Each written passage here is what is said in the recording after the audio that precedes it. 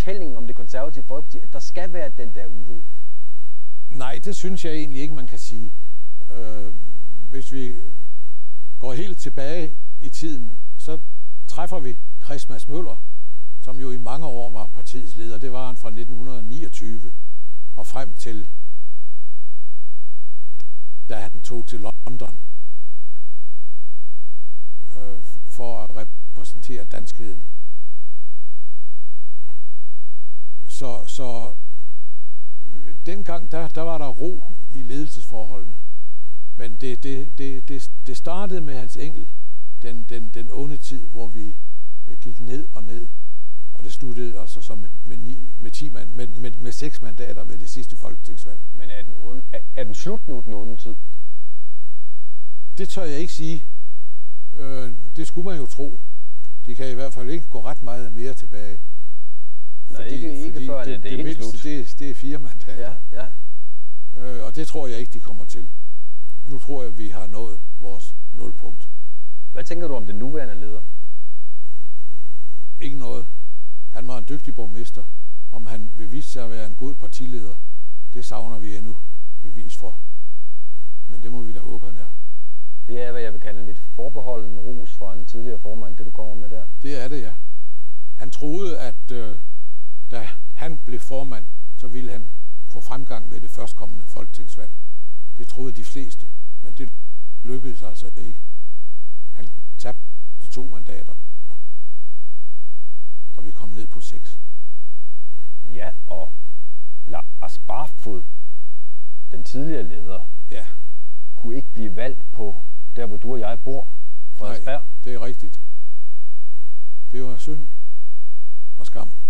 Men det er vel også et krisetegn, at man end ikke på Frederiksberg kan få en tidligere konservativ partiformand valgt ind i Folketinget. Det er det bestemt, ja. Det er det. Nu får vi se, hvordan det kommer til at gå næste gang, vi får valg. Det afhænger jo af, hvordan den nye leder han ter sig. Men foreløbig er der ikke noget, der taler for, at vi sådan uden videre skulle gå frem. Men vi får forhåbentlig eller formentlig heller ikke valg, før der er gået 4 år. Hvad skal Søren Pape gøre?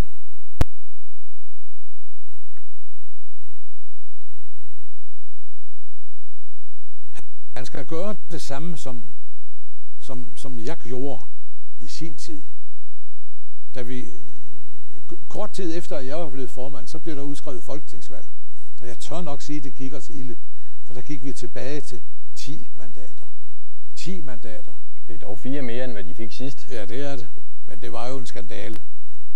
Men så satte vi os sammen og drøftede med hinanden, hvad vi skulle gøre. Altså internt i partiet? Ja. Og vi blev enige om, at vi skulle forklare befolkningen, hvad det vil sige at være konservativ. Hvad den konservative identitet er. Den konservative grundholdning. Hvad den går ud på. Og det er noget helt andet end de småting, som har præget dansk politik i de senere år.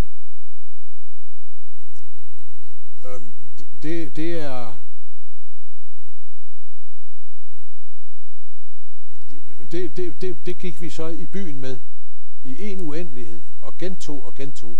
Og i politik, der må man gentage sig selv. Og det kan man selv blive lidt træt af, men det er nødvendigt, fordi man har forskellige publikum fra aften til aften. Ja. Og vi demonstrerede for folk, hvad det vil sige at være konservativ. I det politiske liv, og også i ens private liv. For det hænger sammen. Og det lønnede sig. Så gik vi frem fra 10 til 15 mandater. Og ved det næste valg igen gik vi fra 15 til 22. Og ved det sidste valg før regeringsdannelsen, så gik vi til 26.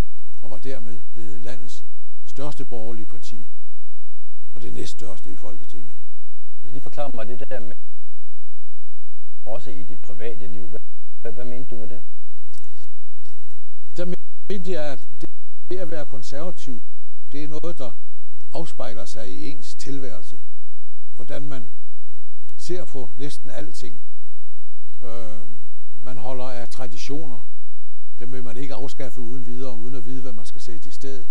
Man holder af balance i tingene. Man er konservativ. Og man lever som konservativ. Og man lever som konservativ. Det præger ens tilværelse. Er der nogle af de nuværende konservative, der har svært ved det, som du ser det? Nej, det synes jeg ikke. Men altså, jeg synes, at de i de seneste år har beskæftiget sig alt for meget i deres taler og deres artikler med de små ting. Med de små bagateller. Det skal man jo også gøre og bevares, men det må præge ens indsats helt og fuldt. Men hvis jeg sådan tænker tilbage på, hvad der har været af sådan mere ideologiske udmeldinger for de konservative hen over, skal vi sige, de sidste 4-5 år, så forekommer det mig, nu ved jeg ikke, om du er enig, men det forekommer mig, at man stort set har scannet hele markedet for ledige synspunkter. Så var der et tidspunkt, hvor man ville være der for de offentligt ansatte. Så skulle man være Gud, konge og fædreland, så og så videre og så videre. Er det ikke den slags udmeldinger, du efterlyser, eller hvad? Jo, men det partiet har været mest kendt for, det har været de små ting. Og det er ikke det, der afgør, hvor folk hører hjemme i det politiske billede. Det er de store ting. Man kan kalde det visionerne. Man kan også kalde det grundholdningerne. Det kan man se på de konservative partier i vores nabolande. I Sverige for eksempel, hvor de havde regeringsmagten igennem 2 perioder.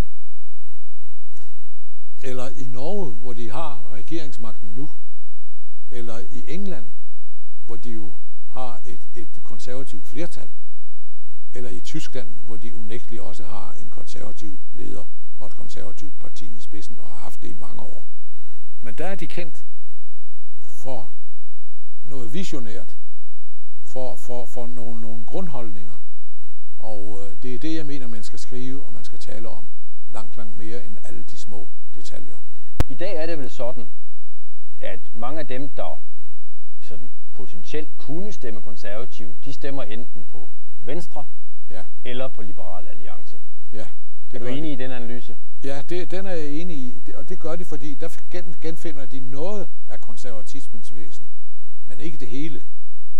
Det finder man kun hos et konservativt parti.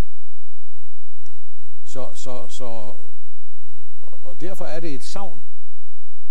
Jeg kan mærke, når jeg taler med mine politiske modstandere, at de ligefrem også efterlyser et stærkere konservativt parti, altså før der skal være orden i tingene i dansk politik. Et borgerligt konservativt modspil simpelthen. Netop.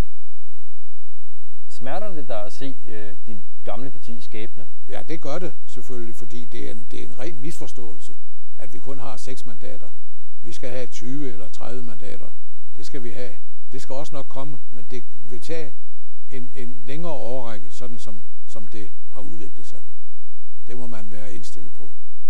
Og der er ikke noget, som med et moderne ord hedder quick fix, altså man kan ikke lige ordne det? Nej, det tror jeg ikke. Det tager sin tid. Det gør det. Skal man ud i et lederskifte mere, tror du? Det tør jeg ikke sige. Det kommer ikke lige de første år. Det tror jeg ikke. Fremgang eller lederskiftet? Lederskiftet. Nej, okay. Nu tror du, at man har, har man den leder, man skal have? Ja, det må vi jo håbe. Du virker ikke overbevist? Nej, fordi vi savner endnu beviset for det. Ja. Hvis vi nu fjerner os lidt fra de gamle, det er jo, du er stadig konservativ, ikke? Jo, det er jeg. Og medlem og stemmer og så videre og så videre. Lad os lige prøve at lige gå lidt højere op i fugleperspektivet. Og nu beder jeg så den tidligere statsminister om at give sin karakteristik af dansk politik